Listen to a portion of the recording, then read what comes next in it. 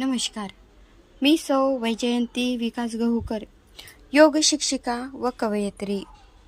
सर्वात प्रथम आपल्या सर्वांना दसऱ्याच्या हार्दिक हार्दिक शुभेच्छा देते. दसऱ्याविषयी सांगायचं झालं तर लहान मोठ्यांना सगळ्यांना हा सण परिचित आहे. हिंदू धर्मातील हा महत्त्वाचा सण आहे.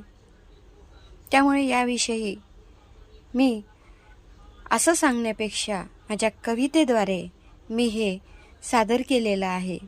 तर माझ्या कवितेचं शीर्षक आहे दसरा. विजयादशमी म्हणजे विजयाचे प्रतीक.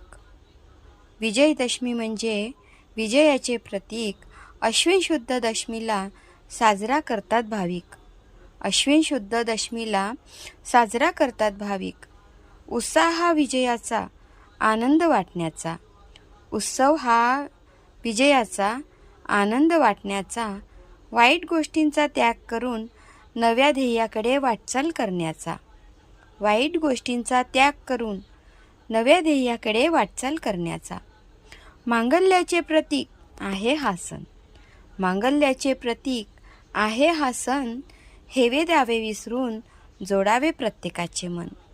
हेवे दावे विसरून जोडावे प्रत्येकाचे मन. रामाने सीता आणली घरी रावणाचा वध करून. रामाने सीता आणली घरी रावणाचा वध करून. अधर्मावर धर्माचा विजय मिळवून. अधर्मावर धर्माचा विजय मिळवून. आपटेचे पान वाटून आशीर्वाद घ्यावा. आपटेचे पान वाटून आशीर्वाद घ्यावा. सुखसमृद्धीचे प्रतीक म्हणून थोड्या मोठ्यांना मान द्यावा.